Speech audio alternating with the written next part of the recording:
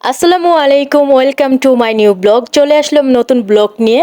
সবাই কেমন আছো? আশা করি সবাই ভালো আছো। আমি কোথায় এসেছি এই জায়গাটা অনেকেই চিনে ফেলবে বন্দরবাসীরা।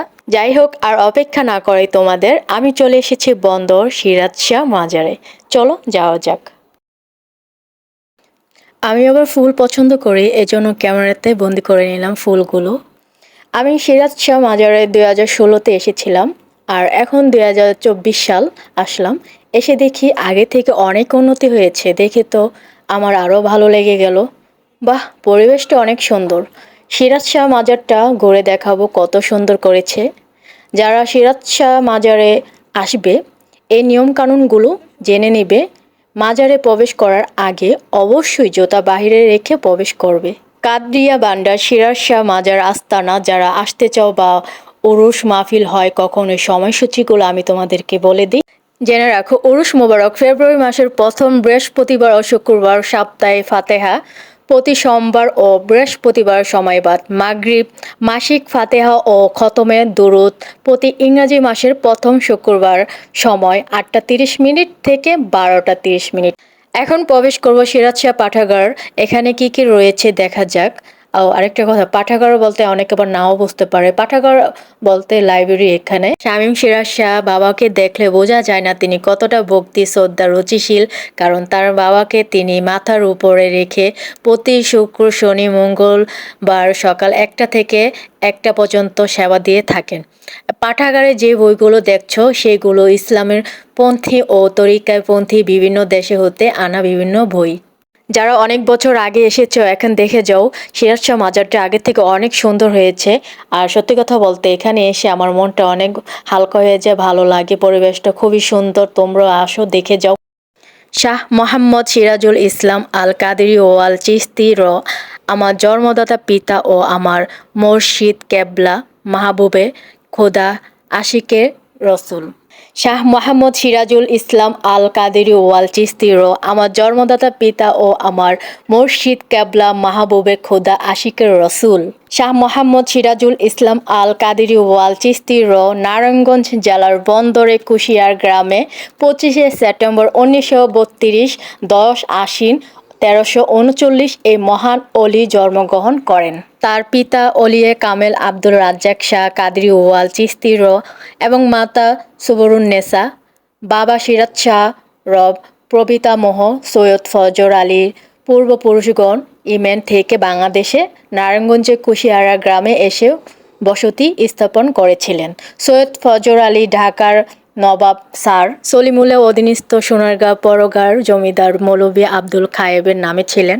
কুশিয়ারা গ্রামে এই নায়বের বাড়িটি সর্বসাধারণের কাছে সাহেব বাড়ি হিসাবে পরিচিত ছিলেন। সৈয়দ ফরজ আলী সৈয়দ জায়েদা খাতুনের সাথে বিবাহ বন্ধনে আবদ্ধ হন। সৈয়দ ফজর আলী ও সৈয়দা জায়েদা খাতুনের 2 পুত্র সন্তান, সৈয়দ আব্দুল আজিজ ও সৈয়দ আব্দুল হামিদ। সৈয়দ আব্দুল হামিদ চিশতিয়া তরিকায় সাধনায় প্রসিদ্ধ লাভের পর সৈয়দ আব্দুল হামিদ চিশতি নামে পরিচিত হন। সৈয়দ আব্দুল হামিদ চিশতিয়া 4 পুত্র সন্তানের মধ্যে দ্বিতীয় সন্তান হচ্ছে আমার মহ ও দাদা পীর এবং দয়াল বাবা সিরাজ শাহ। পিতা সৈয়দ হজরত দাতা আব্দুর রাজ্জাক শাহ কাদির ওয়াল চিশতি বাবা সিরাজ শাহর মাতৃকুল ভারতের কাশ্মীর থেকে নারায়ণগঞ্জের সোনারগাঁয়ে এসে বসতি স্থাপন করেন। সৈয়দ নাসিরউদ্দিন কাশ্মীর এদেশে তার মাতৃকুল বংশের প্রতিষ্ঠা। দয়াল বাবা সিরাজ শাহ একজন বড় মাপের মশহুর অলি। মাতৃগর্ভ থেকে অলি হয়ে তিনি এই দুনিয়ায় আগমন করেছেন। অগণিত পাপি তাপি দুঃখী এবং এটা হচ্ছে আলহাজ সৈয়দ খাজা শাহ মোহাম্মদ সিরাজুল ইসলাম আল কাদেরী ওয়াল চিশতি। দেখো, ওয়াও, ডেকোরেশন এত সুন্দর, আমার খুবই ভালো লাগছে মাজারে এসে। তোমরাও দেখো, তোমরাও আসবে এখানে, ঘুরে যাও, তোমাদের কাছেও ভালো লাগবে। সিরাজ শাহ মাজারের প্রতিটা দেওয়ালে কর্নারে করা হয়েছে সুন্দর ডিজাইন। মাজারের ভিতরে দিকগুলো অনেক সুন্দর ডেকোরেশন ডিজাইন করা ও উপরে বাহিরে নকশাগুলো অনেক সুন্দর। আর পরিবেশটা খুবই নিরিবিলি, চারিদিকে খুবই ওয়াও সুন্দর। ওয়েলকাম টু আমার ব্লগে। অল্প সময়ের জন্য ক্যামেরাতে ক্যাপচার করে নিলাম 3 বান্ধবী। আর মাঝের আপুর অবশ্যই সবাই চিনো, কম বেশি সবাই চিনে থাকো, ফেমাস আপু বিডি ব্লগ গার্ল। সে ব্লগ করে থাকে, তার ভিডিওগুলো অবশ্যই তোমরা লাইক শেয়ার করে দিবে। আর সাথে তো আমার পাশে থাকবেই তোমরা, আমার ব্লগ ভিডিওগুলো সবাই লাইক এমন শেয়ার করে দিবে, সাথে থাকবে, সাপোর্ট করবে। তোমাদের সাপোর্ট আমাদের খুবই প্রয়োজন। মাজারের প্রত্যেকটা জায়গায় এত সুন্দর করে তারা সাজিয়েছে, খালি দেখেই যাই। আর মাজারের পরিবেশটা অনেক ঠান্ডা। আমার যদি এখানে আশেপাশে বাড়ি থাকতো তাহলে আমি প্রতিদিনই এখানে এসে বসে থাকতাম। মন খারাপ থাকলে মাজারে এসে খোলা আকাশের নিচে বসে মনের ভাব প্রকাশ করতাম। এতটাই মুগ্ধ, চারপাশে যে সবুজে গাছপালা। যারা সিরাজ শাহ মাজারে আসতে চাও, নারায়ণগঞ্জ বা বন্দরের যে কোনায় থাকো না কেন, চলে আসো সিরাজ শাহ মাজারে, এসে দেখে যাও ঘুরে ঘুরে। তোমাদের এখন যে জায়গাটা দেখাবো এটার সাথে পরিচয় হও। এখানে প্রতি সপ্তাহে মাহফিল হয়। দরবার শরীফ বাবা শামীম শাহ প্রতি সপ্তাহে মাহফিল করে থাকেন। আর তারা এত সুন্দর একটা পরিবেশ তৈরি করেছেন, পুরুষ ও মহিলাদের উভয় তাদের জন্য আলাদা বসানো ব্যবস্থাপনা করেছেন। বাবা শামীম শাহ এত সুন্দর করে দরবার শরীফে ডেকোরেশন করে সাজিয়েছেন, মাশাল্লাহ অনেক সুন্দর। ঘুরে ঘুরে যেখানেই যাই সৌন্দর্য আরও ফুটে ওঠে। যারা আসতে চাও নারায়ণগঞ্জ যেখানেই থাকো অথবা বন্দরে, নারায়ণগঞ্জ থেকে কিভাবে সিরাজ শাহ মাজারে আসবে, নারায়ণগঞ্জ থেকে বন্দর ঘাটে আসতে হবে নদী পার হয়ে। রিস্কাওয়ালা মামাকে বললেই নিয়ে আসবেন, সিরাজ শাহ মাজারে যাব। আর যারা বন্দর থাকে তাদের কাছে কোনো ব্যাপার না। আর বাবা শামীম শাহ তার দু ছেলে, বাবা ইফতি শাহ, বাবা মারুফ শাহ তার দু ছেলের নাম।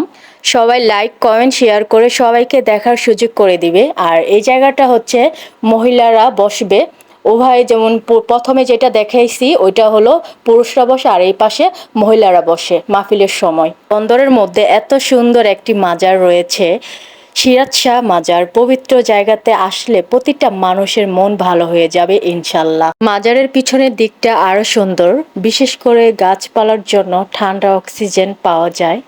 বেশি বেশি সবাই বাড়িতে গাছ লাগাও ও ঠান্ডা পরিবেশ উপভোগ করো। সিরাজ শাহ মাজারে এখানে নানা রকমের গাছ লাগানো হয়েছে, যেমন খেজুর গাছে দেখলাম, কলা গাছও আছে এখানে, আর আম গাছ তো অনেক। সবাই একটু জ্যামজট শহর থেকে ঠান্ডা পরিবেশ খুঁজে থাকেন ঘোরার জন্য, কোথায় গেলে একটু ভালো লাগবে। তো আমি সাজেস্ট করি তোমরা সিরাজ শাহ মাজারে চলে আসো। আর এখানের পরিবেশটা খুবই সুন্দর। সিরাজ শাহ মাজারের আশেপাশে গ্রামের একটা ফিল পাবে। যারা শহরে থাকো, বোরিং ফিল করো নিজেকে, এখানে এসে আশেপাশে গ্রামের যে ফিলটা আর এখানের ভিউটা অসাধারণ, খুবই সুন্দর। আমার কাছে খুবই ভালো লেগেছে। ইনশাল্লাহ আবার আসবো এখানে। সিরাজ শাহ মাজার নিয়ে সৌন্দর্য বলা শেষ হবে না। মাজারটা অনেক বড়, চারপাশে গাছপালা, এর জন্য সৌন্দর্য ফুটে ওঠে। মাজারের ডেকোরেশন নকশাগুলো, এর কথা কি বলবো, তোমরা তো দেখতে পেরেছ কতটা সুন্দর। আরেকটি কথা, পবিত্র কোরআনে বারংবার আল্লাহ তাআলা মানব জাতিকে গাছপালা সহ তার সকল সৃষ্টি নিয়ে ভাবতে বলেছেন। আল্লাহ তাআলা বলেন, নিশ্চয়ই আসমান ও জমিন সৃষ্টিতে এবং রাত্রি ও দিনের অবতনের নিদর্শন রয়েছে বোধ সম্পন্ন লোকেদের জন্যে, যারা দাঁড়িয়ে বসে ও সহিত অবস্থায় আল্লাহকে স্মরণ করে এবং চিন্তা গবেষণা করে আসমান ও জমিন সৃষ্টির বিষয়। তারা বলে, পরদিগার, এসব তুমি অনর্থক সৃষ্টি করেননি, সকল পবিত্রতা তোমারই। আমাদিগকে তুমি দুযোগের শাস্তি থেকে বাঁচাও। আমাদের উচিত আল্লাহর পথে চলে আসা। যারা নামাজ পড়ো না তারা নামাজ পড়া শুরু করে দাও। 5 ওয়াক্ত নামাজ পড়ো, জিকির করো, আল্লাহকে স্মরণ করো। যার মনের যত কষ্ট দুঃখ আল্লাহর সাথে শেয়ার করো, আল্লাহ এর সমাধান করে দিবে। মাশাল্লাহ, আমগুলো অনেক সুন্দর, অনেকগুলো আম হয়েছে। দেখে আল্লাহ প্রত্যেকটা মানুষের কত সুন্দর করে তৈরি করেছেন। যারা আমার ভিডিওগুলো দেখেছো, ভুল ত্রুটি হলে ক্ষমা দৃষ্টিতে দেখবে। মানুষ মাত্রই ভুল হতেই পারে, স্বাভাবিক। আর ভিডিওটি সবাই লাইক কমেন্ট শেয়ার করে দিবে, অন্যদেরকে দেখার জন্য সুযোগ করে দিবে অবশ্যই। আর এখানে যারা আসনি অবশ্যই আসবে। এই দেখো আশেপাশের জায়গাগুলো অনেক সুন্দর, অসাধারণ, বলে বোঝাতে পারবো না। সেদিনকার সময়গুলো আমি সুন্দর সময়গুলো কাটিয়েছি, আমার কাছে খুবই ভালো লেগেছে। আর এর মাঝে চলে আসলাম 3 বান্ধবী। আমাকে দেখতেই পারতেছো যে আমি কত খুশি। ওদিনকার সময়টা অনেক সুন্দর গেছে আমার। সবাই আমার পেজটি সবাই ফলো দিয়ে দিবে আর ইউটিউব চ্যানেলটি সবাই সাবস্ক্রাইব করে দিবে। আমার নিপু লাভস ব্লগ পেজটি। সবাই ভালো থাকবে।